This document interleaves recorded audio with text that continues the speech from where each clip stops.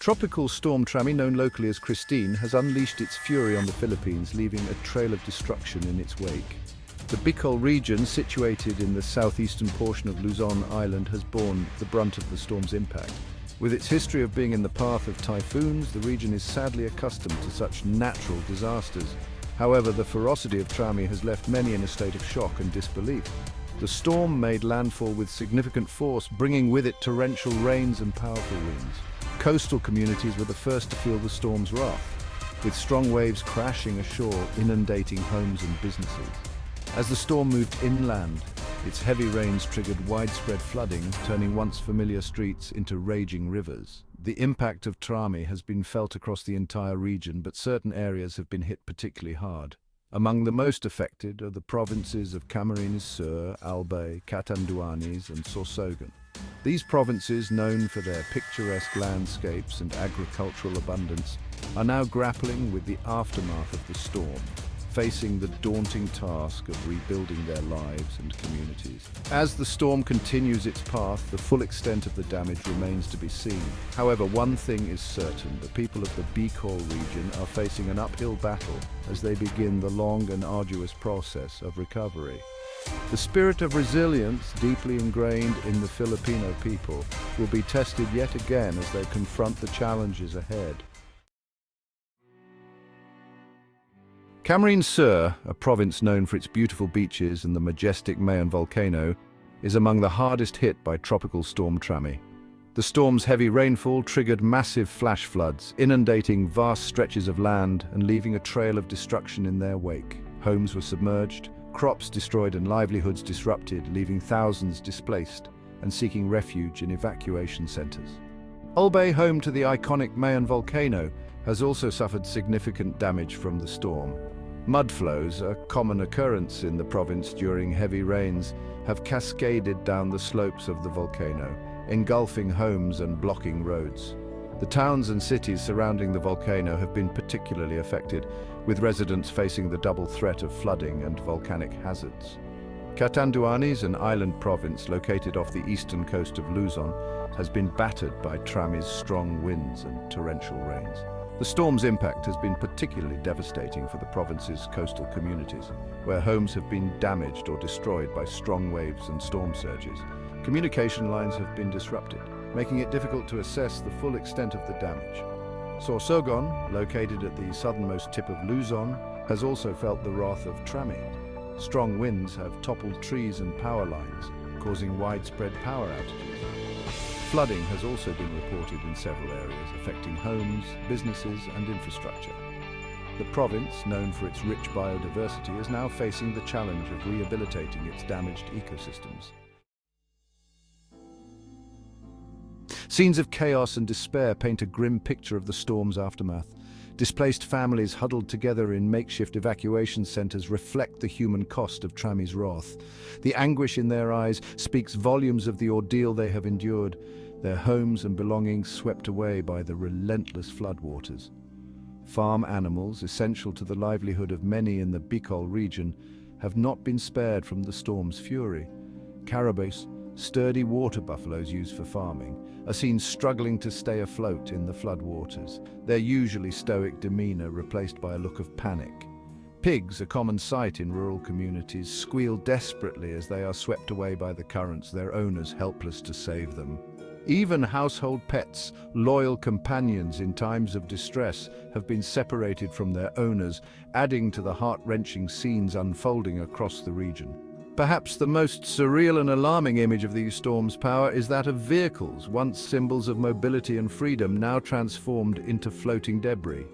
Cars, trucks and even buses caught in the path of the raging floodwaters are seen bobbing precariously, their metal frames no match for nature's fury. These floating vehicles serve as a stark reminder of the unpredictable and unforgiving nature of the storm. Section 4, A Glimmer of Hope, Government Response and Relief Efforts. Amidst the scenes of devastation, stories of hope and resilience are beginning to emerge. The Philippine government, in a swift response to the crisis, has mobilized its resources to provide aid and assistance to those affected by the storm. the Department of Social Welfare and Development, the lead agency in disaster relief operations, has been working tirelessly to distribute relief goods including food, water and hygiene kits to those in need. Local emergency response teams, composed of volunteers and first responders, have been working around the clock to rescue those stranded by floodwaters and provide medical assistance to the injured. Their courage and dedication, often putting their own lives at risk to save others, exemplify the spirit of Bayanihan, the Filipino tradition of helping one another in times of need. The Philippine Red Cross, known for its prompt response to disasters, has also mobilized its volunteers and resources to provide aid to the affected communities. Their efforts include setting up temporary shelters, providing first aid, and distributing clean water and hygiene kits. The organization has also launched an appeal for blood donations, recognizing the urgent need for blood supply in the aftermath of the storm. While the road to recovery will undoubtedly be long and challenging, the collective efforts of the government, aid organizations, and individuals offer a glimmer of hope. The spirit of resilience, deeply embedded in the Filipino culture, will serve as a guiding light as the affected communities rebuild their lives and communities. Section 5. Looming Threat, Trami's Return and the Influence of Typhoon Leon. As the Bicol region grapples with the immediate aftermath of Tropical Storm Trami, a new threat looms on the horizon. Weather forecasts indicate that Trami, after briefly exiting the Philippine area of responsibility, is expected to re-enter and potentially make another landfall in the coming days. This time, the storm's trajectory suggests a possible impact on the northern Philippines, putting millions of people at risk once again. Adding to the complexity of the situation is the presence of Typhoon Leon, a powerful storm system developing in the Pacific Ocean. Meteorologists warned that Leon's influence could potentially interact with Trami, creating a scenario known as the Fujiwara effect. This phenomenon, characterized by two cyclones rotating around each other, could lead to unpredictable changes in Trami's path and intensity, further complicating forecasting efforts and raising concerns about potential impacts. The possibility of Trami's return, coupled with the influence of Typhoon Leon, has put the entire Philippine archipelago on high alert. Government agencies, disaster response teams, and communities are bracing themselves for the potential impact, drawing upon lessons learned from previous storms and strengthening preparedness measures to mitigate risks and ensure the safety of citizens. Section 6. National Action, President Bongbong's Directives and a Nation on High Alert. In light of the looming threat posed by Tropical Storm Trami's potential return and the influence of Typhoon Leon, President Bongbong has taken decisive action, demonstrating his commitment to safeguarding the nation and its citizens. Recognizing the gravity of the situation, he has convened emergency cabinet meetings to assess the potential risks, coordinate national response efforts, and ensure that all necessary measures are in place to protect lives and property. President Bongbong has issued clear directives to government agencies, emphasizing the importance of proactive preparedness and swift response. He has instructed the National Disaster Risk Reduction and Management Council to closely monitor the situation, enhance early warning systems, and pre-position relief goods and resources in areas likely to be affected by the storm.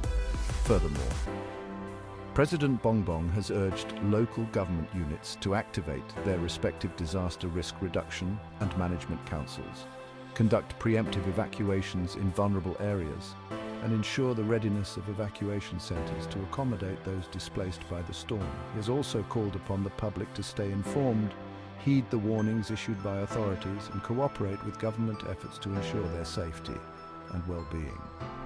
As the nation faces the possibility of another major storm, President Bongbong's leadership and decisive actions provide a sense of reassurance.